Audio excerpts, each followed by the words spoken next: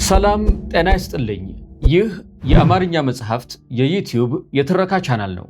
በዚህ ቻናል ዘወትር ሰኞ፣ ረቡዕ እና አርብ ምሽት 3 ሰዓት ላይ የተመረጡ የአማርኛ መጽሐፍ ትረካዎችን ወደ እናንተ እናደርሳለን። በዛሬው የትረካ ሰዓታችን ፕሮፌሰር መስፍን ወልደማርያም በ2010 ዓ.ም ካሳተሙት እንዘጭ እምቦጭ የኢትዮጵያ ጉዞ ከተሰኘው መጽሐፋቸው ውስጥ ያገኘነውን የተመረጡ ታሪኮችን ወደ እናንተ እናደርሳለን። የአማርኛ መጽሐፍት የዝግጅት ክፍል ከሰሞኑ ኒውሶፒያ የተሰኘ ዕለታዊ ዜናዎችን የሚያቀርብበት አዲስ ቻናል ከፍቷል። ከአገር ውስጥ እስከ ዓለም አቀፍ የተብራሩና የተጣሩ ዜናዎችን የሚያገኙበትን የአዲሱን ቻናላችንን ሊንክ በኮሜንት ቦክሱ ላይ ወይም በዲስክሪፕሽኑ ስር እናስቀምጣለን።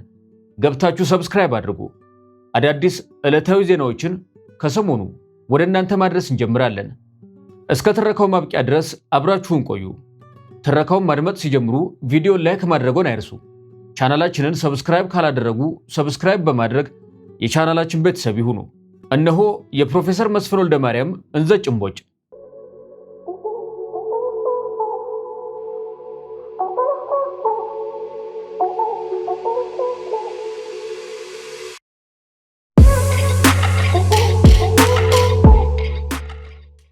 በእኔ አጠቃቀም አቅመቢስ የምለው ጉልበት የአካልም ሆነ የአእምሮ ወይም የመንፈስ ኃይል የሌለው ሰው ማለት ነው።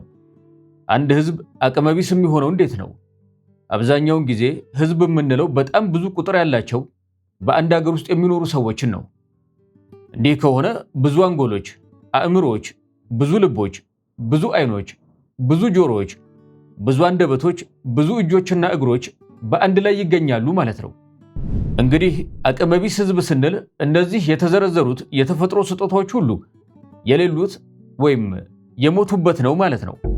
አንድ ግለሰብ እነዚህ የተፈጥሮ ስጦታዎች ከሌሉት ህይወት ያለው ሰው ነው ለማለት ያስቸግራል። ከተዘረዘሩት የተፈጥሮ ስጦታዎች አንዱም እንኳን ሲጎድለው ምን ያህል እንደሚጎዳ እናውቃለን። አንድ ህዝብ ማለት የአንድ ሀገር ሰዎች በሙሉ የተፈጥሮ ስጦታቸውን በሙሉ የሚያጡበት ሁኔታ ከተፈጠረ ህዝቡ ህይወት የለውም ማለት ነው። አንድ ህዝብ ህይወት የሌለው የሚሆነው እንዴት ነው? ዋናው ምክንያት ቅኝ አገዛዝ ነው። ቅኝ አገዛዝ ማለት አንድ ሌላ ሀገር በሌላ ሀገር ህዝብ ላይ በጉልበት የበላይነቱን ጭኖ ባሪያ፣ አገልጋይ፣ መሳሪያ ሲያደርገው ነው። በቅኝ ግዛት ውስጥ ያለ ህዝብ ግዴታ ብቻ እንጂ መብት የለውም። እንኳን በመብትና በሌላ ንብረት ላይ በራሱም ጉልበት ላይ መብት ወይም ስልጣን የለውም። ፍጹም አቅመቢስ ነው።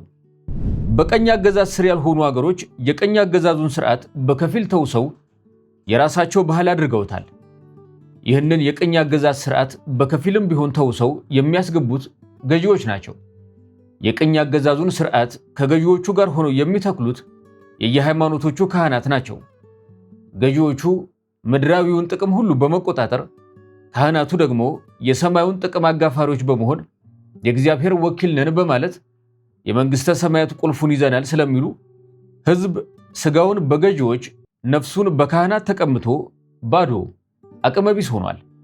ያገዛዙ ሎሌዎችና የሃይማኖት አገልጋዮች የአገሩን ባለቤትነትና ስልጣን ላለቆቻቸው አስጨብጠው በተቀናቃኝነት የሚጠረጠረውን ሁሉ በጉልበታቸው ጸጥ ለጥ አድርገው አቅመቢስ ተገዥ የሚያደርጉት እነሱ ናቸው።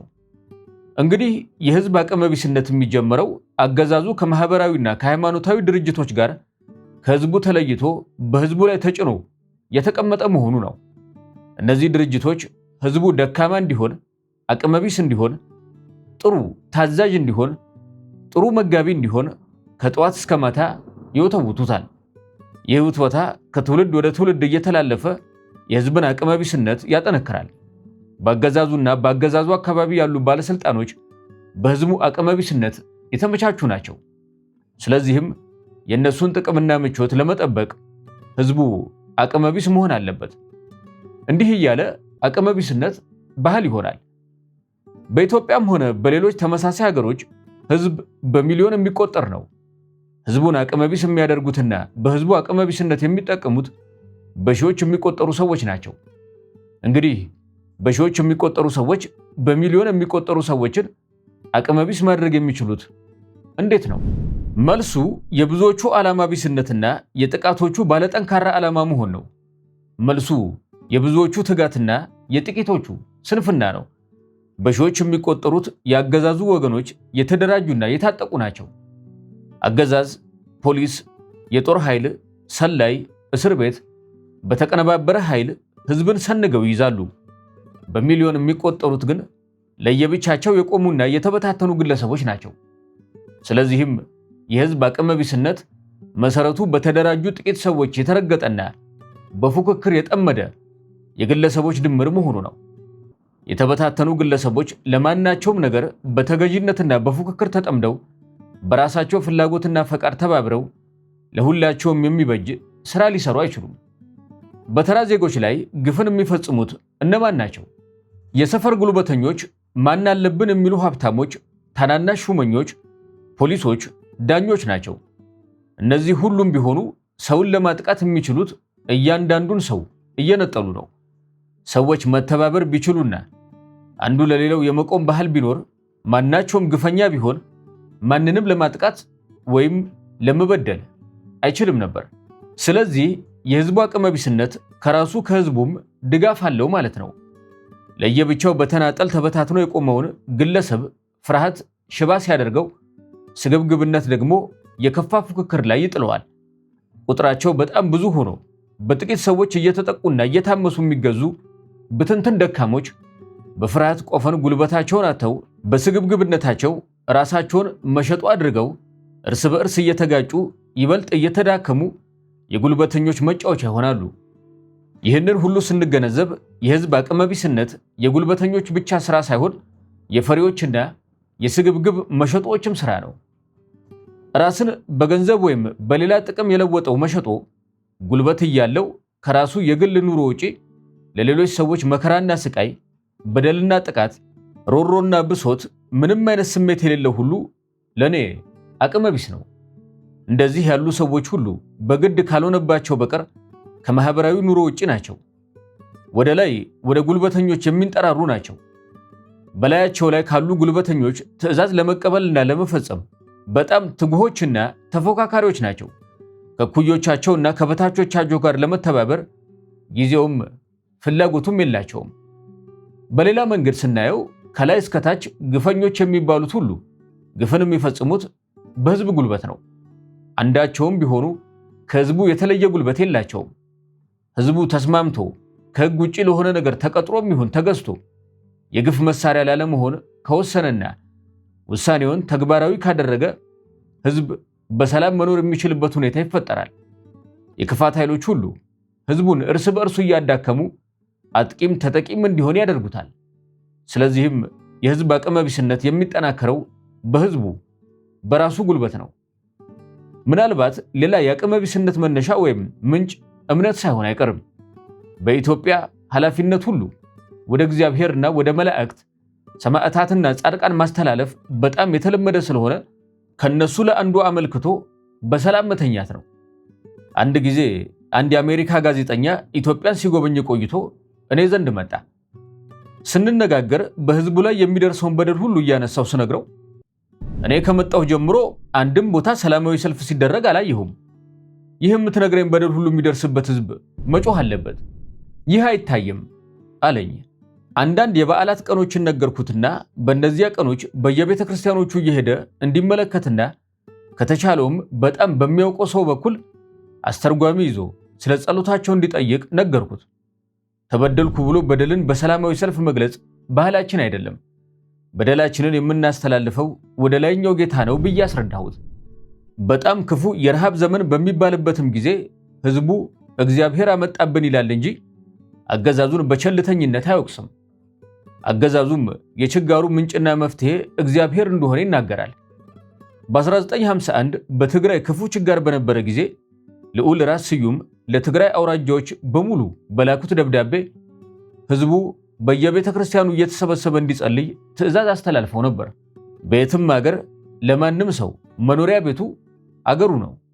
በኢትዮጵያውያን ደረጃ ላለ ህዝብ መኖሪያ ቤት ለብቻው ተለይቶ የቆመ ነገር አይደለም። መኖሪያ ቤት ጎረቤቶች አሉት። መኖሪያ ቤት በዝምድናና በጋብቻ የተሳሰሩ ሰዎች አሉት። መኖሪያ ቤት ቤተ እግዚአብሔር አለው። መኖሪያ ቤት እድር አለው። መኖሪያ ቤት ጎረቤቶች ቡና የሚጠጡበት፣ የማህበር ጠበል ጣዲቅ የሚቀመስበት፣ በደስታ ጊዜ ማህበረሰቡ የሚዘፍንበት፣ በሐዘን ጊዜ ማህበረሰቡ ተሰብስቦ የሚያለቅስበት የአንድ ግለሰብ ብቻ ሳይሆን የአንድ ቤተሰብ ብቻ ሳይሆን የአንድ ማህበረሰብ ንብረት ነው። ብዙ ቤተሰቦች የተሳሰሩበት አንድ ሰንሰለት ነው።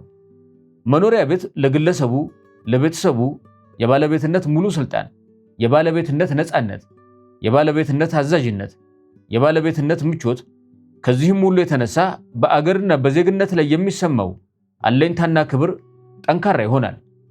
አንድ ሰው ወይም አንድ ቤተሰብ መኖሪያ ቤቱን በጉልበተኞች ጥበቃ ስር ሆነው የተደራጁ አፍራሾች ሲያፈርሱበትና ዕቃውን እንኳን በአግባቡ ለማውጣት ሳይችል ቀርቶ ባቡር መንገድ ላይ ከነቤተሰቡ ሲወድቅ፣ ለዚህ ከሞቀ ቤቱ በጉልበተኞች ተገፍቶ መንገድ ላይ ለወደቀ ቤተሰብ አገሩ አልፈረሰበትም ወይ? ማንም ሳይደርስለት ሲቀር በአገሩና በወገኑ ላይ ያለው አለኝታ አልተናደበትም ወይ? ከእናትና ከአባቱ በአጠቃላይ ከወገኑ ተለይቶ ባይተዋር ሆኖ ብቻውን መንገድ ዳር ሲተኛ አገር ከሚባል ነገር ምን ቀረው? ለማያስብ ሰው እነዚህ በተከታታይ የተነሱ ጥያቄዎች ለተጠቃ ለተበደለና ለተከፋ ሰው ትክክል ይመስላሉ። ነገር ግን ከላይ ቀደም ሲል ህዝቡ አቅመቢስነቱን እያጠናከረ ባህል እንዳደረገው ገልጬ ነበር። ስለዚህ ከነዚህ ከተነሱት ጥያቄዎች ሁሉ ህዝቡም ማምለጥ አይችልም። የህዝብን አቅመቢስነት ለማስወገድ የማድፈጥን መሰረት መናድ ግድ ይሆናል። ማድፈጥ የአቅመቢስነት ዋናው መገለጫ ነው። እያንዳንዱ ሰው የሚያደፍጠው በፍርሃት ቆፈን ተጠፍሮ ነው። ብቻውን ሆኖ ነው። እየተጠቃና እየተበደለ ነው። መናጢ ድሃ ሆኖ ነው። የፍርሃት ቆፈኑን ጠፈር ሲበጥስ ነፃነቱን አውጆ ከሌሎች ሰዎች ጋር ለችግሩ መወያየትና መፍትሄ ለመፈለግ ሲጥር፣ እየተጠቃና እየተበደለ ላለመኖር በህብረት ሲቆም፣ ለሰው ልጅ የሚገባውን ኑሮና ክብር ማግኘት መብቱ መሆኑ ሲረዳና ሲገባው ከማድፈጥ ወጥቶ በገሃድ መብቶቹን ለማስከበር ይነሳል። ከማድፈጥ ሲወጣ ከህግ አራዊት ተጽዕኖ ነፃ ይወጣል። የሰው ልጅ የሰውነቱንና የዜግነቱን መብቶች ሁሉ በግድ ማስከበር ይጀምራል። ከላይ የተገለጸው ሁኔታ ሲሟላ አዲስ የመተዳደሪያ መሰረት መዘርጋት አስፈላጊ ይሆናል። የህዝብ አቅመቢስነት የሚጠፋው የመተዳደሪያ ስርዓቶች በሚከተሉት ቁም ነገሮች ላይ ሲታከል ነው። ዜግነት ማለት የአገሩ የጋራ ባለቤትነት ማለት ነው። እኩልነት ማለት የአገሩ ዜጎች ባለቤቶች በአገሩ ማናቸውም ጉዳይ ላይ እኩል መብት ያላቸው መሆኑ ነው። የአገሩ ህግ የአገሩን ባለቤቶች ሁሉ ዜጎችን በእኩልነት ያስተዳድራል። ነፃነት ማለት እያንዳንዱ ዜጋ ተመችቶት በደስታ ይኖራል። በህግ ፊት ማንም ከማንም አያንስም፣ ማንም ከማንም አይበልጥም። በችግርና ከችጋር ነፃ የሆነና የተደላደለ ኑሮ ለመኖር የሚያስችለው መብት የተረጋገጠ ይሆናል። ማናቸውም የተፈጥሮ ሀብት የዜጎች ሁሉ የጋራ ሀብት ሆኖ ግለሰቦች በጉልበታቸው በእውቀታቸውና በገንዘባቸው ልማትን ማካሄድና በልፋታቸው ፍሬ መጠቀም ይችላሉ። ማንም ዜጋ በራሱ ጉልበትና በራሱ ዕውቀት ያፈራው ንብረት የራሱ መሆኑ በህግ ሲረጋገጥለት የግሉ ለማድረግ የሚችለው የህዝብ ሀብትም የተወሰነ ይሆናል። ግለሰቡ ባለው ዕውቀትና ጉልበት በማናቸውም የልማት መስክ በትምህርትና በጤናም ጭምር መብቱ ተጠብቆለት ከመንግስት ጋር ሆኖ መካፈል ይችላል። ግፍ እያየለና ከድሃው ወደ ሀብታሙ ከመሃይሙ ወደ ተማሪው ሲዳረስ የኢትዮጵያውያን መፍትሄ በግለሰብም በጋራም ጥቃትን ለመቋቋም አይደለም።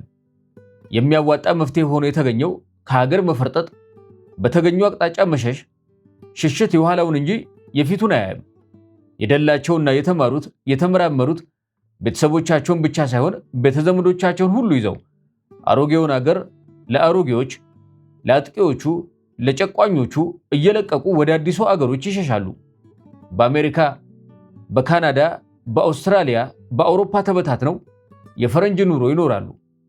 ያልታደሉት ወጣቶች በየአፍሪካ ሀገሩ እየተሰደዱ ለኑሮ ሲታገሉ፣ ሳይሆንላቸው የቀሩት ደግሞ በየእስር ቤቶቹ ይማቅቃሉ። በእነዚህም የባሰ ያጋጠማቸው በቀይ ባህርና በሜዲትራኒያን ባህር እየሰመጡ ያልቃሉ። በየባላገሩ በምኞት እየተነሱ ወጣት ሴቶችም በየአረብ ሀገሩ በግርድና እየሄዱ መከራቸውን ያያሉ። በአባት በእናታቸው ሀገር በኢትዮጵያ የመምህራን ማህበር፣ የሰራተኞች ማህበር፣ የከተማ ነዋሪዎች ማህበር፣ የገበሬዎች ማህበር በነፃነት ማቋቋም የማይችሉ ኢትዮጵያውያን በደቡብ አፍሪካ ሄደው የስደተኞች ማህበር ማቋቋም ቻሉ። የሽሽት ምሽግ መሆኑ ነው። ሁሉም ልብ ሊለው የሚገባው ነገር ወደ ስደት ሀገር የሚሸሹት ህዝቡን ለለውጥ ያዘጋጃሉ፣ ህዝቡን ወደ ለውጥ ይመራሉ፣ ህዝቡን ለለውጥ ትግል ያሰለጥናሉ ተብለው ተስፋ የተጣለባቸው ናቸው። የተማሩትና የተመራመሩት ባይማሩም በንቃታቸውና በድፍረታቸው ኢትዮጵያን ለለውጥ ያዘጋጃሉ የሚባሉ ወጣቶች ናቸው። ወደ ስደት ሀገር የሚሸሹት ለለውጥ ትግል ይሰለፋሉ የሚባሉት ወንድና ሴት ወጣቶች ናቸው። ወደ ስደት የሚሸሹት የአገሪቱን ታሪክና ባህል ለሚቀጥለው ትውልድ ያስተላልፋሉ የሚባሉት ሽማግሌዎችና አሮጊቶች ናቸው። ወደ ስደት ሀገር የሚሸሹት የህዝቡን ወኔ በመንፈሳዊ ትምህርት ያንጹታል የሚባሉት ካህናትና መንፈሳዊ መሪዎች የሚባሉት ናቸው። ሲናገሩትም ያሳፍራል።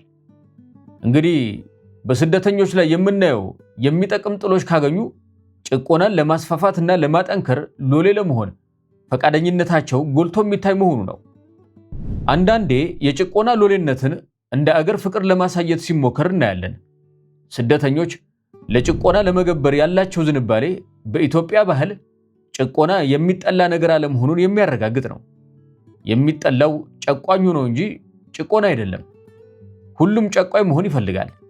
እስቲ አስቡት፣ ጭቆና አስጠልቶኛል ብሎ ከጭቆና የሸሸና የተሰደደ ሰው ገንዘብ ወይም መሬት ሲያገኝ ወደ አገሩ ለመመለስ የሚፈልግበት ምክንያት ምንድን ነው? መጀመሪያውኑ የተሰደደው ጭቆናን ጠልቶ ሳይሆን ጭቆናን አጥቶ ነው ማለት ነው። ገንዘብና መሬት ሲያገኝ ወደ ጨቋኝነት የመጠጋት ዕድል ያገኛል። ደግሞም ጨቋኝ ለመሆን ከአገሩ ከኢትዮጵያ የተሻለ አገር አያገኝም። ስለ ኢትዮጵያ ስደተኞች አንድ ሌላ ዋና ነገር መነገር ያለበት አለ። የተሰደዱት በተለያዩ ደረጃ የግፍና የጥቃት ሰለባ የነበሩ ብቻ አይደሉም። ግፍንና ጥቃትን በማየት ብቻ የተደናገጡና የፈሩም አሉበት። ይባስ ብሎም አጥቂዎቹና ግፈኞቹም አሉበት። በደርግ ዘመን የተለያዩ ግፎችን ሲፈጽሙ የነበሩ ሰዎች በፈረንጅ ሀገር ተሰደው በጨዋነትና በሰላም ይኖራሉ። በወያኔ ዘመንም ግፍን የፈጸሙ እንዲሁ በየፈረንጁ ሀገር ስደተኞች ሆነው ይኖራሉ። የሚደንቀው የፈጸሙትን ግፍ እየደበቁ ንጹሐን መስለው መጽሐፍ እየጻፉ በአደባባይ ለስደተኞች ንግግር እያደረጉ እነሱ ባሳደዷቸው በሌሎች ስደተኞች ተከብረው መኖራቸው ነው። የኢትዮጵያ ስደተኞች የሶስት የተለያዩ አገዛዞች ባለስልጣኖች አሉበት። በሶስቱም አገዛዞች የተሰቃዩ ስደተኞችም አሉበት።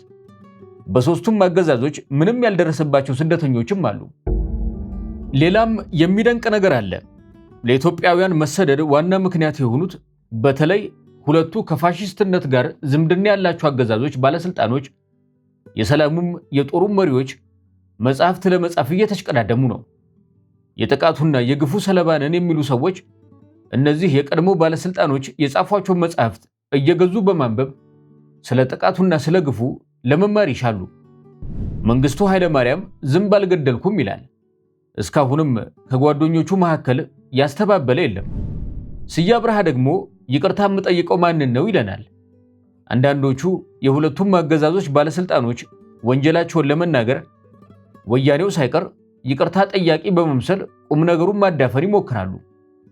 እስከ ዛሬ ድረስ ከሁለቱም የወደቁ የቀድሞ ባለስልጣኖች በጻፏቸው መጽሐፍት ውስጥ ኃጢአቱን ለመናዘዝም ንስሐ ለመግባትም ወኔ ያሳየ አንድም የለም። ስለዚህም እውነቱ ገና በጽሑፍ አልወጣም። በባህላችን የቆየልን ሹምሽር ከእምነት ጋር የተያያዘ ነው። ንጉሠ ነገሥቱ በእግዚአብሔር ተመርጦ በአንድ በታወቀ ቤተክርስቲያን በዓለ ንግሱን ይፈጽማል። ከዚያ በኋላ ንጉሠ ነገሥቱ በተለይ ለትልልቅ ቦታዎች የሹምሽር ባለቤት ይሆናል። ከዚያ በኋላ ሹመት እንደ ውሃ ቁልቁል የሚፈስ ይሆናል። አብዛኛውን ጊዜ ሹምሽር ለሕዝብ ይጠቅማል ወይም አይጠቅምም ወይም ትክክለኛ አስተዳደርና ፍትህ፣ ልማት የሚባሉ ነገሮች መመዘኛ ሆኖ አልነበረም። ዋናዎቹ መመዘኛዎች ታማኝነትና ጦረኝነት ብቻ የነበሩ ይመስላል። የሕዝቡ ድምፅ እጅግም ዋጋ አልነበረውም። ሕዝቤን አትበድሉብኝ የሚል ነገር ያገኘሁት በአፄ ምኒልክ ደብዳቤዎች ውስጥ ብቻ ነው። ከአንዳንድ ቦታዎች በቀር በኢትዮጵያ ውስጥ በዘር የሚተላለፍ ሹመት ያለ አይመስልም። እንዲያውም የንጉሠ ነገሥቱም ዘውድም አብዛኛውን ጊዜ በትግል የሚገኝ ነበር እንጂ በስርዓትና በሰላም ከአንዱ ወደ አንዱ የሚተላለፍ አልነበረም። ታማኝነትና ጦረኝነት አስፈላጊዎቹ ቢሆንም ሴረኝነቱም ዋናው ሰላማዊ የትግል አይነት በመሆኑ አብዛኛውን ጊዜ ለሹመት ያገለግል ነበር። ሴራ ለስልጣን ትግል የኢትዮጵያ ዋና ዘዴ ነው። አሁንም አልቀረም። ግራም ነፈሰ ቀኝ ሹምሽር ከህዝቡ ፈቃድ ውጪ በህዝቡ ላይ የሚፈጸም የጉልበት ድልድይ ነበር። ዛሬም ነው። በኢትዮጵያ ባህላዊ አገዛዝ ምርጫ የለም። ወንዶችንም ሴቶችንም እንደ ዜጎች በእኩልነት የሚሰለፉበት፣ በእድሜያቸው ለዜግነት ግዴታ የደረሱ ወንድና ሴቶችን ለመምረጥም ሆነ ለመመረጥ ባለሙሉ መብት ሆነው በሚወዳደሩበት ምርጫ ህጋዊ ስርዓት መስርተው ህዝቡን የሚያስተዳድሩበት መነሻ ነው።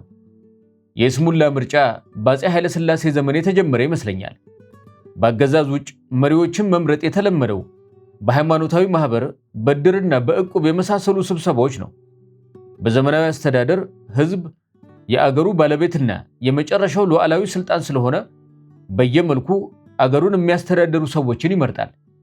የኢትዮጵያ ህዝብ ግን ለዚህ የአገር ባለቤትነት ደረጃ ገና አልደረሰም። ስልጣኑን ጉልበተኞች በተለያዩ መንገዶች እየቀሙት እንዳሻቸው ሲገዙት እስከ ዛሬም አለ። ሆኖም ለይስሙላ የተደረጉ ምርጫዎች አሉ። እነዚህ በንጉሠ ነገሥቱ በደርግና በወያኔ የአገዛዝ ዘመኖች የተደረጉትን ምርጫዎች ስንመለከት የምርጫዎቹን ከንቱነት እንረዳለን። በጃንሆይ ዘመን ለብሔራዊ ምክር ቤት ምርጫ ይደረግ ነበር። በደርግም ዘመን ለብሔራዊ ሸንጎ ምርጫ ይደረግ ነበር። በወያኔም ዘመን ለተወካዮች ምክር ቤት ምርጫ ይደረጋል። በሦስቱም የአገዛዝ ዘመኖች ህዝብ የስልጣን ባለቤት አልነበረም፣ አይደለምም። በሦስቱም ዘመኖች ምርጫዎቹ ለይስሙላ የሚደረጉ ነበሩ። ስልጣን የሌለው ህዝብ የሚመርጣቸው ወኪሎች ስልጣን የላቸውም። የአገዛዞቹ አሻንጉሊቶች ሆነው ከማገልገል ውጪ ምንም ፋይዳ የላቸውም። በሌሎችም ካገዛዙ ወይም ካገዛዙ ጋር በተያያዙ ድርጅቶች ውስጥ የተደረገ ምርጫ ሁሉ የሚያሳዝን ነው። ከአቡነ ባስልዮስ በኋላ ጳጳሳት ተሰብስበው የመረጡት ሊቀ ጳጳስ ቴዎፍሎስን ነው። ከዚያም በኋላ መርቆራስ ነው። ቀጥሎም ጳውሎስን ነው። ቀጥሎም ማቲያስን ነው። እነዚህ ምርጫዎች በእርግጥ ወደ እግዚአብሔር የሚደርስ ጸሎት እየተደረገ ለእውነትና ለፍትህ የቆሙ ጳጳሳት ያደረጓቸው ምርጫዎች ናቸው ለማለት ይቸግራል። እነዚህ ምርጫዎች የተከናወኑት ጳጳሳቱ ተገደው ነው ወይም ተገዝተው ነው ለማለትም ይቸግራል። የተመረጡትንና ስራቸውን ስናይ ወይ ከነሱ የተሻለ መነኩሴ ባገሩ አልነበረም ወይም ከመራጮቹ የተሻሉ መራጮች አልነበሩም ማለት ነው። አብዛኛዎቹ በኢትዮጵያ ውስጥ የተደረጉ ምርጫዎች ሁሉ በዚሁ አይነት መደምደሚያ የሚያመሩ ናቸው። የኢትዮጵያ ህዝብ ደህና ሰው አይመርጥም ወይም በውስጡ ደህና ሰው የለም። አለዚያ መንግስቱ ኃይለማርያም፣ መለስ ዜናዊ ከወዴት መጡ? እንዴት መጡ? ፈረንጆች ማንኛውም ህዝብ ያለው መንግስት ለዚህ ህዝብ የሚገባውን ነው ይላሉ። እነዚህ ጥያቄዎች ብዙ ያነጋግራሉ። ህዝብ ሊነጋገርባቸውም ይገባል። የሸገር ራዲዮ የአንድ ዓመት ፕሮግራም ሊሆን የሚችል ይመስለኛል። ግን አንድ ነገር ማለት ግድ ነው። የወደፊቱ የኢትዮጵያ ህዝብ ምርጫዎች ከዚህ በፊት እንዳየናቸው ከሆኑ ምንም ለውጥ አይኖርም። እናወዳደር ካልን በአፄ ኃይለ ሥላሴ ዘመን ለህዝብ ተወካዮች ምክር ቤት የተደረጉ ምርጫዎች በእኔ አስተያየት ያለምንም ጥርጥር በደርግና በወያኔ ዘመኖች ከተደረጉ ምርጫዎች ይሻሉ ነበር። በእርግጥ በግልጽ የታወቁ የፖለቲካ ቡድኖች አልነበሩም። ሆኖም ተወዳዳሪዎቹ በየሰፈሩ መልእክታቸውን ለህዝቡ ሲያሰሙ ምንም አይነት ግርግር ወይም ረብሻ አልነበረም። በአጠቃላይ ሲታይ የህዝቡ ምርጫ በደርግና በወያኔ ዘመኖች ካደረጓቸው ምርጫዎች የተሻለ ነበር ለማለት ይቻላል። ምክር ቤቱም ቢሆን ከዛሬው የተሻለ ክርክርና የሐሳብ ልዩነት የሚፋጭበት እንደነበር ለማየት እድል አጋጥሞኛል። ምርጫ በስፋት በከተሞችም በገጠርም የተጀመረው በደርግ ዘመን ነው። የምርጫው ሁኔታ ግን በቅድሚያ የተዘጋጀና የመራጩ ነፃነት ያልነበረበት በመሆኑ በውጤቱ ታይቷል። ገና ከመጀመሪያው የደርግ አባሎቹ ራሳቸው ባደረጉት ምርጫ በትምህርትም ሆነ በሥራ ልምድ የታወቁ የጦር መኮንኖች ከነበሩበት ስብስብ ውስጥ ሻለቃ መንግስቱ ኃይለማርያም ዋና ሆኖ መመረጡ ብዙም ያነጋግር ነው። የደርግ አባሎች ከመካከላቸው አገርንና ህዝብን የሚመራ ብለው ጉልበተኝነት የናፈቀውን ሰው መረጡ። የጉልበተኛውን ዱላ በመጀመሪያ የቀመሱት የደርግ አባሎች ናቸው። የተማሩትና የበሰሉትን ለእሱ አላጎነብስም ያሉትን ቀስ እያለ መነጠረ። ከዚያ በኋላ የመንግስቱ ኃይለማርያም ትዕዛዝ በምንም አይነት ምርጫ የማይለወጥ ሆነ። ስለዚህም የመምረጥ እድሉም ሲገኝ መራጮቹ ተጨንቀው ያስቡበታል ወይ የሚል ጥያቄ ቢነሳ መልሱ የሚያከራክር አይመስለኝም። በዝምድና በወዳጅነትና በጊዜያዊ ጥቅም በመደለል የሚፈጸም ነው እንጂ ለአገር ወይም ለማህበረሰብ ታስቦ አይደለም። በትምህርትም ይሁን በጠባይ በጣም ያነሰ ሰው ተመርጦ ትልቅ ቦታ ላይ ሲቀመጥ ከሱ የተሻሉትን ሰዎች ባየ ቁጥር ደሙ እየፈላ እነሱን ለማጥፋት ጉድጓድ ይምሳል። ትንሽ ሰው ትልቅ ቦታ ላይ አይመቸውም። በተለያዩ ምክንያቶች ትልቁ ቦታ አካባቢ ትልልቅ ሰዎች አልፎ አልፎም ቢሆን ብቅ ማለታቸው አይቀርም። ትንሹ ሰው ግን በአካባቢው የሚያስጠጋቸውና የሚያማክራቸው ሰዎች በሁሉም ነገር ከሱ ያነሱትን ነው። ወይም ከሱ ያነሱ ባይሆንም ከሱ ያነሱ መስለው ለመታየት የሚያሽቃብጡትን ነው። በትምህርቱና በጠባዩ የታወቀ መንፈሰ ቀና ሰው ቁንጮ ላይ ሲወጣ በአካባቢው የሚሰበሰቡት ሰዎች የሱ አይነቶች ወይም ከሱ የተሻሉ ይሆናሉ። በደርግ ዘመን በደርግ ውስጥ የተጀመረው የምርጫ አይነት በኋላ በከተማና በገጠር ቀበሌዎች ምርጫ ላይ ታየ። የኢትዮጵያ ሕዝብ በከተማም በገጠርም በነቂስ እየወጣ የቀበሌ አመራሮችን መረጠ። በአስመራጭነት ጉድ ጉድ ሲሉ የነበሩት የኢህአፓና የመኢሶን ሎሌዎች ነበሩ። ትክክለኛ እውነተኛና ፍትሃዊ ሥራ ከነዚህ ቡድኖች የሚጠበቅ አልነበረም። እነሱ በቀበሌዎች አመራር ላይ እንዲቀመጡ የፈለጉት የእነሱን ሴራ የሚያስፈጽምላቸው ሰዎች ነበር። ስለዚህም የአገርና የሕዝብ ጉዳይ በጭራሽ የማያውቁ አልባሌ ሰዎች የቀበሌ ሊቀመንበሮች እየሆኑ ተመረጡ። የደርግ የኢሃፓ የመኢሶን ካድሬዎችን ወከባ መቋቋም አልቻሉም። የፖለቲካ ቡድኖች ራሳቸው ተበታተኑና ቀበሌዎቹንም በታተኗቸው። ነጭ ሽብር፣ ቀይ ሽብር የተባሉ የጦርነት ስሞችን አውጥተው ተጋደሉ፣ ተላለቁ። ይቺ ደሃ ሀገር ምናልባትም በብዙ ሺህ የሚቆጠሩ ወጣቶችን አጣች። ጠባሳውም ገና አልሻረም። መለስ ብለን ስናስተውለው ምርጫ ተካሄደ ተባለ፣ ህዝቡ መረጠ ተባለ። ምርጫው ምን ጎሎት ነው ያልተፈለገ ውጤትን ያመጣውና ወጣቶችን ያስጨረሰው? መልሱ ቀላል ነው። ህዝቡ ለምርጫ አልተዘጋጀም ነበር። የምርጫው ዓላማ ምን እንደሆነ በግልጽ አላወቀም። ሆን ተብሎ ህዝቡ ስልጣኑንና ኃላፊነቱን እንዲያውቅ አልተደረገም። እንዲያውም ምርጫው የህዝቡን ሎሌነት ለማረጋገጥ የተደረገ ይመስላል። ይባስ ብሎም ሎሌነቱ ለአንድ ጌታ ሳይሆን ለሶስት ተፎካካሪ ጌቶች መሆኑ መጥፊያው ሆነ። ብልጣብልጥ ጥራዝ ነጠቆች ህዝቡን በማጭበርበር በራሱ ላይ እንዲነሳና በመፈከር እየሰከረ ራሱን የፖለቲካ መሳሪያ እንዲያደርግ አስገደዱት። እስከ ዛሬ ድረስ ከነዚህ ወጣቶችን አጫርሰው ራሳቸውን ካተረፉት ውስጥ ጸጸት ቀርቶ እውነቱን የመናገር ወኔ ሳያገኙ እየነገዱ ይኖራሉ።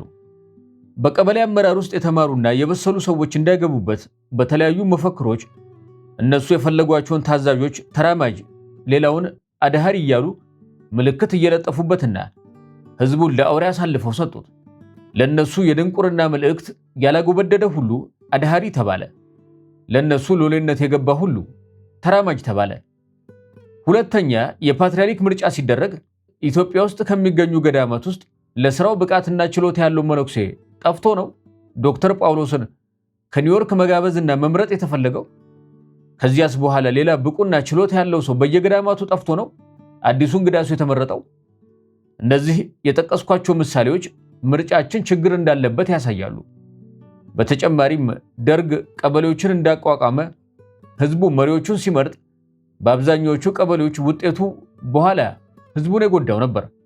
እነዚህን ምርጫዎች ሁሉ በቀበሌ ደረጃ፣ በወረዳና በአውራጃ ደረጃ፣ በኋላ ደግሞ በክልል ደረጃና በአገር ደረጃ የተደረጉ ምርጫዎችን ሁሉ ብንመረምር የህዝብ ምርጫ ውጤት የተባለው ሁሉ ህዝብን የሚጎዳና ወደኋላ የሚጎትት እንጂ የሚያራምድና እድገትና ልማትን የሚያፋጥን አልነበረም። የህዝብ ምርጫዎች ሁሉ እንዘጭ እምቦጭ የሚሉ ናቸው። የዚህ ዋናው ምክንያት ማናቸውም ምርጫ በነፃነት የተካሄደ አለመሆኑ ነው። ከላይ በአጠቃላይና በአጭሩ የተገለጸውን የምርጫና የመራጮች ተግባር ከተገነዘብን አንድ የፈረንጆችን አባባል መረዳት እንችላለን። የትኛውም ህዝብ ያለው መንግስት የሚገባውን ነው። የኢትዮጵያ ህዝብ አፄ ምኒልክን እምዬ ብሎ ሲሾማቸው ተራማጅ፣ አድሃሪ፣ ብሔር ብሔረሰብ፣ ጎሳ ገለመኔ፣ ኪራይ ሰብሳቢ፣ በሙስና ክፉኛ የተጨማለቀ ባለስልጣን፣ ምርጫ ማጭበርበር፣ ድሃን ማሰቃየትና ማድሄት አልነበረም። ይህንን እስከ ዛሬ ያልተረዳ ካለ ነፍሱን ይማረውና የጳውሎስ ኞኞን የአፄ ምኒልክ ደብዳቤዎችን ያንበበ። ድሃው ሲበደል፣ ምኒልክ ሲቆጡ፣ ግፍ የሚፈጽሙ ሹሞችን ማርያምን እያሉ ሲያስፈራሩ እምዬ የተባሉበትን ምክንያት መረዳት ይቻላል። ማንም ሰው እግዚአብሔር የሰጠውን አእምሮ ብቻ በመጠቀም እውነትን ከተከተለ አፄ ምኒልክን በጦርም ሆነ በሰላም ያሳዩትን አመራርና ለህዝቡ ያላቸውን ፍቅርና ክብሮት በቀላሉ መቀበል አያስቸግረውም። ህዝቡ እንደ እናቱ እምዬ ሲላቸው ትዕዛዛቸውን ለማክበር በሙሉ ልቡ ተዘጋጅቶ ነው። የገዛ ስንቁን ቋጥሮ ከወላይታና ከሲዳሞ፣ ከከፋ፣ ከኢሉባቡርና ከወለጋ፣ ከሐረርና ከአርሲ፣ ከሸዋ ያንን ሁሉ ሰራዊት ከ5 እስከ 6 ወራት በፈጀ የእግር ጉዞ አድዋ ድረስ ሄዶ መዋጋት በጣም ከባድ ነው። የአገሩ ህዝብ ከዳር እስከ ዳር የተነቃነቀው በአንድ አዋጅ ብቻ ነው። አፄ ምኒልክ የግድያና የዘርፊያ ነገር ሰምተው ለራስ ወልደ የጻፉት ደብዳቤ ይሄ ነገር እውነት ከሆነ እጅግ ክፉ ነገር ነው። አሁንም የተዘረፈው ከብት ይመለስ፣ የሞተውንም የአፋር ሰው ጉማውን አስከፍል። ለእንዲሁ ያንተ ሰው አገር አጠፋ፣ ሰው ገደለ፣ ከብት ዘረፈ ያሉኝ እንደሆነ አይሆንም። ከደሃው አልጣላም፣ ካንተ ነው። ነሐሴ 13 1898 ዓ.ም አዲስ አበባ። አብርሃም ሊንከን አለ እንደሚባለው ሁሉንም ሰዎች አንዳንድ ጊዜ ማታለል ይቻላል፣ ጥቂት ሰዎችን ደግሞ ሁል ጊዜ ማታለል ይቻላል። ነገር ግን ሰዎችን ሁሉ ሁል ጊዜ ማታለል አይቻልም። በምርጫ ጊዜ ብዙ ውዥንብር የሚነዙ ሰዎች እየተደጋገመ የሚቀጥለው ለምንድን ነው? በሌላ አነጋገር ብዙ የባለስልጣናት ሎሌዎች፣ ብዙ እበላባዮች እንደሚኖሩና በትክክል ለማሰብ እንቅፋትን እንደሚፈጥሩ ግልጽ ነው። በእነዚህና በሌሎችም ምክንያቶች የህዝቡ ምርጫ ስህተት ወይም ጉድለት ሊኖርበት ይችላል። ነገር ግን አንድ ጊዜ ተሳስቶ በጉዳት ላይ መውደቅ አያስተምርም ወይ? ሌላው መሰረታዊ ጥያቄም አለ። ለምንድን ነው የተሻለውን መምረጥ የሚያስቸግረው? ለምንድን ነው እንዳየነው በተደረገው ምርጫ ሁሉ ህዝቡ የተማሩ ሰዎችንም አይመርጠው? እነ መንግስቱንና እነ መለስ እንዴት ተመረጡ? ሊቀ ጳጳሳቱ እንዴት ተመረጡ? ለእነሱ መመረጥስ ተጠያቂ የሚሆን የለም ወይ? እነዚህ ጥቂት ሰዎች ጎልተው ስለሚታዩ አነሳሁ እንጂ የደርግ አባሎች በሙሉ እንዴት ተመረጡ? የወያኔ መሪዎች ሁሉ እንዴት ተመረጡ እያልን ብንጠይቅ በችሎታና በትምህርት ብቃት አይደለም። እንግዲህ የኢትዮጵያ ህዝብ የተማረ ሰው አይወድም ወደሚለው መደምደሚያ ሊያደርሰን ይችላል። እነዚህን ጥያቄዎች በተቻለኝ መጠን በጥንቃቄ መመለስ ያስፈልገናል። ሌሎች ሰዎች ሌሎች አመለካከቶች ሊኖራቸው ይችላል። በእኔ በኩል ግን እንደሚመስለኝና እንደማምነው አብዛኛው የኢትዮጵያ ህዝብ በአፈጮሌዎች ይረታል። በቀበሌዎች ምርጫ የታየው ይኸው ነው። በመንግስቱና በመለስ ምርጫም የታየው ያው ነው። ለአብዛኛው የኢትዮጵያ ህዝብ አፈጮሌነት የአዋቂነት ምልክት ነው። ስለዚህ የመምረጥ ዕድል ሲያገኝ የኢትዮጵያ ህዝብ ሁሌም አፈጮሌዎችን ይመርጣል። ፊደልን ማወቅ ለእውቀት በሩን ይከፍታል እንጂ በራሱ ፋይዳ የለውም። ፊደልን ማወቅ ለእውቀት በርን የማይከፍት ከሆነ ከመሃይምነት አያወጣም። አንዳንዴ እንዲያውም ፊደልን ማወቅ ወደ ባሰ ድንቁርና ውስጥ ይከታል። ለምሳሌ ብዙ ከፊደል በላይ የተማሩ ሰዎች ማሰብ የግል መሆኑንና ሁሌም በደቦ የሚሰራ ለመሆኑን አያውቁም። የዚህ አይነቱን የድንቁርና ምንጭ ወያኔ ደጋግሞ አሳይቷል። አንድ ሰው ብቻ እንዲያስብ ተፈቅዶለት ሌሎች ሁሉ የእሱን ሐሳብ በተግባር የሚከተሉ እንዲሆኑ ለማድረግ ይቻላል። አንድ ሰው ብቻ ባለችው አእምሮ ተጠቅሞ ያገኘውን ሐሳብ ለሎሌዎቹ ይነግራቸዋል። ሎሌዎች ያንን የሰሙትን ንግግር ወደ ተግባር ይለውጡታል። ሐሳቡን ወደ ሥራ ይለውጡታል። ሐሳብ ልክ እንደ ውሃ ከከፍታ ቦታ ወደ ዝቅተኛው ይፈሳል። ሐሳብ ከከፍተኛው ወደ ዝቅተኛው ደረጃ እየፈሰሰ በሚወርድበት ጊዜ ልክ እንደ ወራጅ ውሃ ብዙ ባዕድ የሆኑ ነገሮች ያጋጥሙታል። ሐሳብም ወደ ሥራ በሚለወጥበት ጊዜ ብዙ ነገሮች ያጋጥሙታል። ሐሳቡ ከፈለቀበት ከፍታ እየወረደ በሄደ መጠን ሁለት ተውላጦች ይከሰታሉ። አንዱ ተውላጠ ሐሳብ ሲሆን ሐሳቡ በወረደበት ቁልቁለት መጠን እየሳሳና ብዙ አዳዲስና ቀድሞ ያልነበሩ መልኮችን እየያዘና በላዩ ላይ ጉድፍ እየመረገ መገኘቱ ነው። በወረደ መጠን የሚያግበሰብሰውና በውስጡ የሚያዝለው ይበዛል። ሁለተኛው ተውላጠ ተግባር ነው። ተውላጠ ተግባር በሰፊውና በግልጽ የሚታየው በሃይማኖቶች ላይ ነው። የሃይማኖቱ ሎሌዎች በበዙና ፉክክር በጀመሩ መጠን የቀድሞ ሐሳብ ከእያንዳንዱ ሎሌ ምኞትና ፍላጎት ጋር እየተደባለቀ ሐሳብ በተግባር በፍጹም ይለያል። እንዲያውም በሐሳብ ደረጃ አትግደል፣ የሚለው መመሪያ ግደል ወደሚለው ተቃራኒ እየተለወጠ አዳዲስ መልኮችን ያሳያል። አወቀች ቢሏት መጽሐፉን አጠበች የሚለውን በሐሳብና በተግባር መካከል የሚከሰተውን ቀውስ የሚያመላክት ነው። ሐሳብና ሐሳብ በሐሳብ ደረጃ ሊጋጩ ይችላሉ። የሐሳቦች መጋጨት ለማሰብ ቁልፉ ነው። ሐሳቦች ካልተጋጩ ማሰብ በጭራሽ አይቻልም። ሐሳብ ወደፊት የሚራመደው ሐሳብ የሚያድገውና የሚበለጽገው የተለያዩ ሐሳቦች በቅራኔ ሲፋጩና የተሻለው ልቆ ሲወጣ ነው። አንድ ሐሳብ ሲነገር ሌላው ሐሳብ በቅራኔ ይነገራል። የመጀመሪያው ሐሳብና በቅራኔ የሚመጣው ሐሳብ በቅራኔ ይጣመዳሉ። ማሰብ የሚጀምረው ከዚህ የሐሳቦች ቅራኔ ነው። የማሰብ ውጤትም የሐሳቦች መዋሃድ ይሆናል። የሐሳቦች ግጭትና የመዋሃድ መንገድ እንደሚከተለው ነው። ሐሳብ ከአንድ አእምሮ ይፈልቃል። የዚህ ሐሳብ ተቃራኒ ከዚያ ወይም ከሌላ አእምሮ ይፈልቃል። ሁለቱን ተቃራኒ ሐሳቦች እያፍተለተሉና ብልታቸውን እያወጡ ሲመረምሯቸው በሁለቱም ውስጥ የሚመሳሰሉና አንድ አይነት የሆኑ ዝርዝሮች ይገኛሉ። እንዲሁም ከሁለቱም ሐሳቦች ጋር የማይጣጣሙ ዝርዝሮች ሊኖሩ ይችላሉ። ስለዚህም የሚጣጣሙትን ሐሳቦች አንድ ላይ በመጠቅለል የሐሳቡን ውህደት ለማምጣት ይቻላል። የሐሳቦች ውህደት ለማምጣት ክርክርና ውይይት ማለትም ከሌሎች ሰዎች ጋር ብቻ ሳይሆን ከራስም ጋር ነው። የተቃራኒዎቹን ሐሳቦች ባለቤት ወይም ባለቤቶች በሙግትና በክርክር ሐሳቦቹን እያበጠሩና እያነጠሩ በማጽዳት ለውህደት ያበቋቸዋል። በክርክርና በሙግት ከሁለት ተቃራኒ ሐሳቦች አንድ የነጠረ ሙሉ ሐሳብ ወጣ ማለት ነው። ይህ ነጥሮ የወጣ ሐሳብ ከመጀመሪያውም ሆነ ተቃዋሚ ሆኖ ከወጣው ሐሳብ የተሻለና የነጠረ ይሆናል። እስቲ ቆም ብለን ነገሩን ወደኛ እንመልሰውና እንመርምረው። በኢትዮጵያ ሐሳብ ሞልቷል። እንዲያውም በማናቸውም ነገር ላይ ቢሆን ሐሳብ የሌለው አበሻ ለማግኘት አስቸጋሪ ነው። ጥሩ ሐሳቦች ሞልተዋል። የኛ ሐሳቦች ዋና ምልክታቸው እንደ ቤቶቻችን በጠንካራ ግንብ የታጠሩ መሆናቸው ነው። ማንም አይደርስባቸውም፣ ማንም አይነካቸውም። ጠባቂ ውሻም አላቸው። ከዚያ ከተቆለፈበት አእምሮ ሲወጡ በትዕዛዝ መልክ ብቻ ነው። እንኳን ተቃራኒና ትንሽ የተለየ ሐሳብም ቢሆን በታጠሩት ሐሳቦች አካባቢ አይደርስም። ውሾቹ አያስጠጉም። ስለዚህም ዋናው ሐሳብ በአጥር ውስጥ ስላለ ከተቃራኒው ሐሳብ ጋር አይገናኝም። በዚህም ምክንያት በአጥር ውስጥ ሆኖ እንደመከነ ይቀራል። የቅራኔውም ሐሳብ እንደመከነ ታጥሮ ይኖራል። ውጤቱ የሚለመልምና ፍሬዎችን የሚያበቅል ሐሳብ አይኖርም ማለት ነው። እድገትና መሻሻል የለም ማለት ነው። በምድረ ኢትዮጵያ የሚያስብ ሳይጠፋ ሐሳቦች ሁሉ እየመከኑና እርስ በእርሳቸው እየተመካከኑ ማህበረሰቡንም እያመከኑ ምዕተ ዓመታት እየቆጠርን እስከ ዛሬም ቆይተናል። የራሳችንን ዕውቀት ፈጥረን ለሌሎች አላስተማርንም። የሌሎቹን ዕውቀት ተምረን ራሳችንን አላሻሻልንም። ብቻችንን የኑሮን ቁልቁለት እየተንደረደርን ወረድ ነው።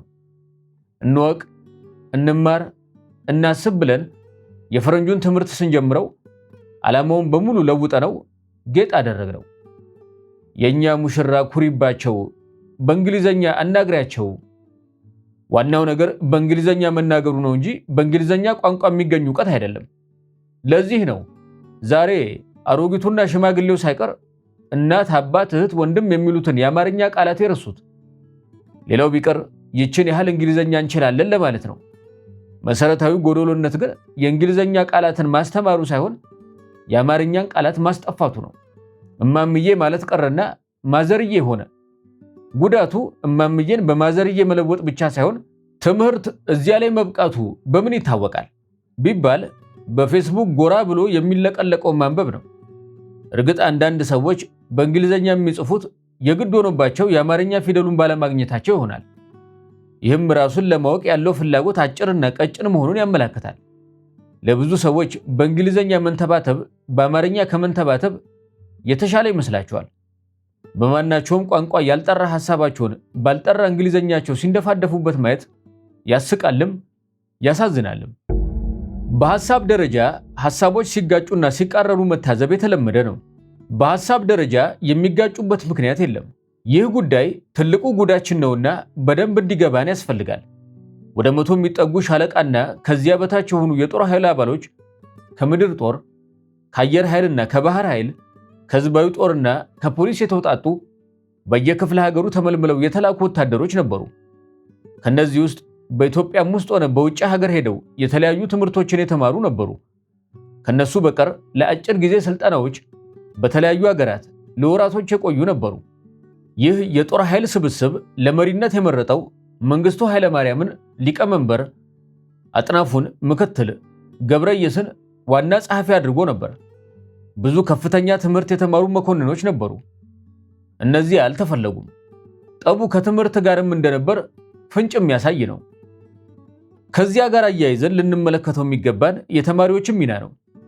ስለ ተማሪዎችና ስለ ፖለቲካ ለውጥ ሲወራ ሁሌም ጎልቶ የሚወጡት ተማሪዎች ናቸው።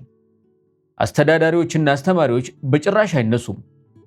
ነገር ግን ተማሪዎች የአገር ጉዳይ አድርገው የሚያራግቡት ጉዳይ እነሱ የፈጠሩት ሳይሆን በየትምህርቱ ውስጥ አስተማሪዎች የሚያነሱት ጉዳይ ነው።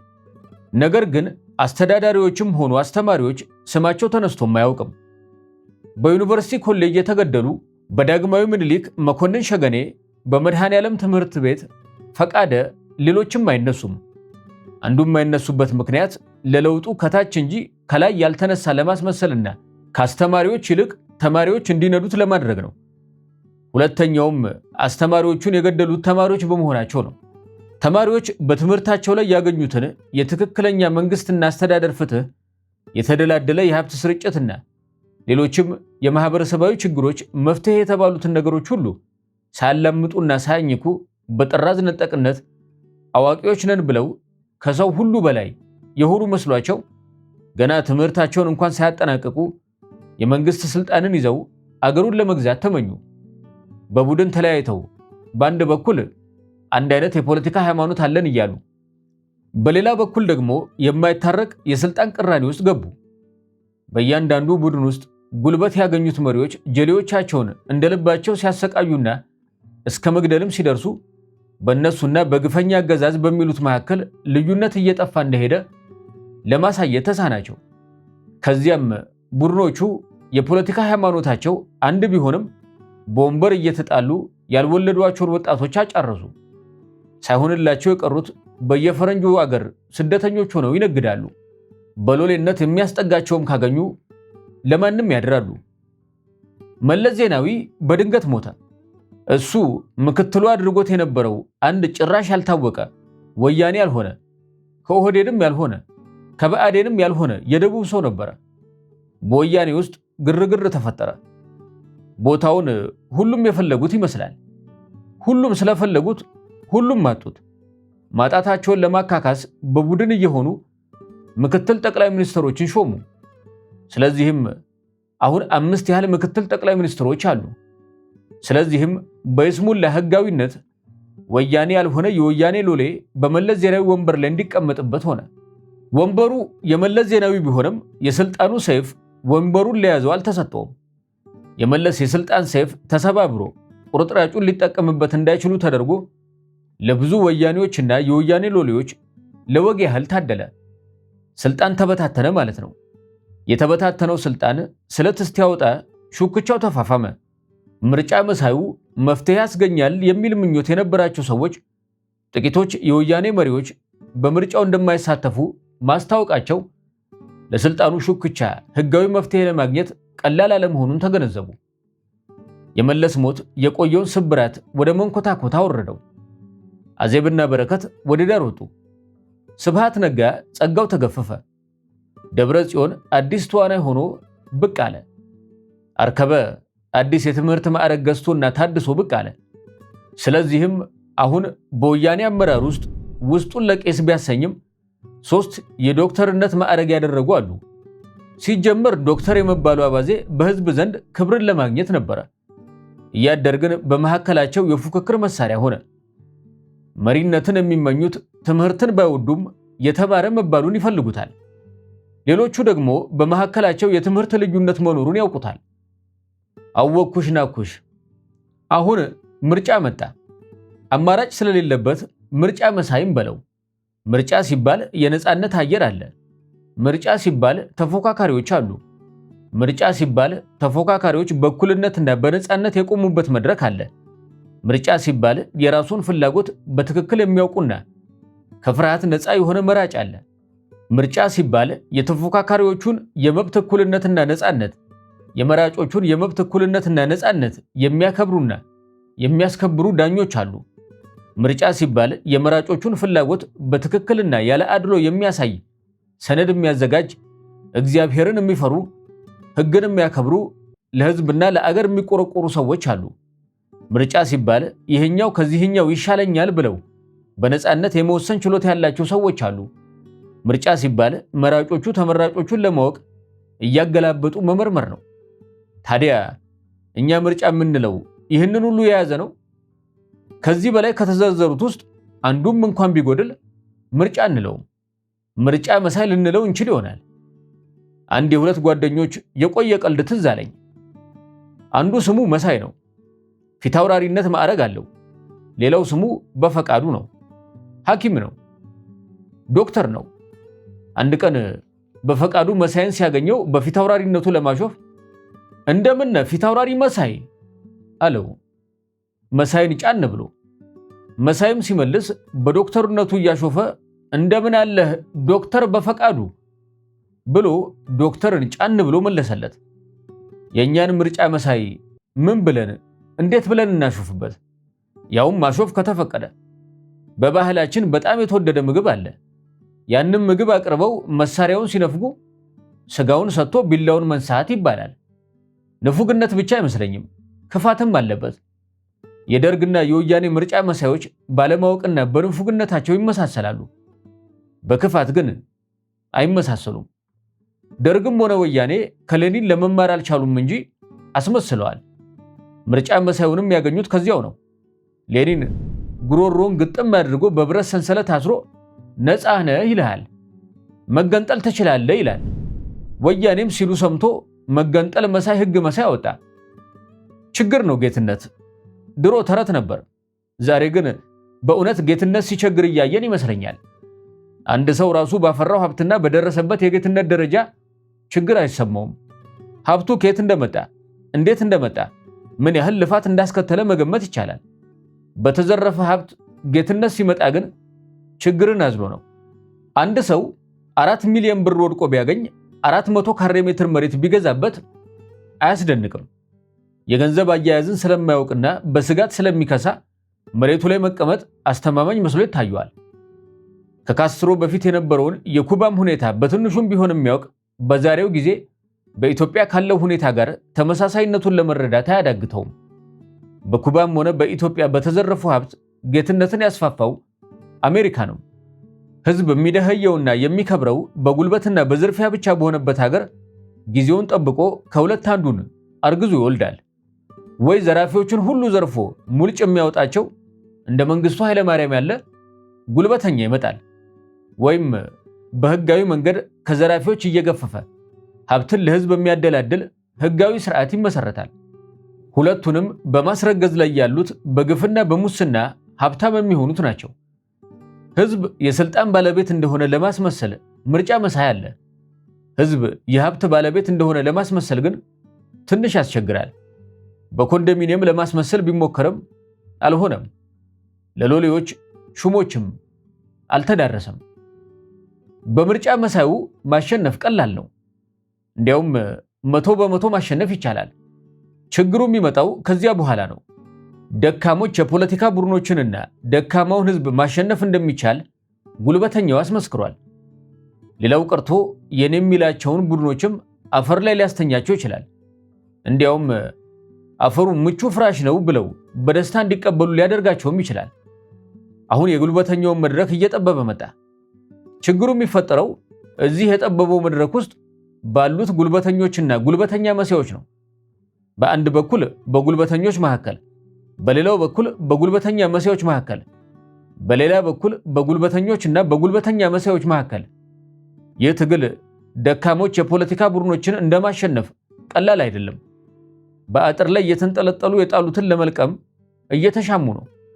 በጉልበተኞቹ መካከል ክፉ የስልጣን ችጋር ገብቷል ማለት ነው። ጦር መማዘዝ ኪስን እንደሚያራቁት ያውቃሉ።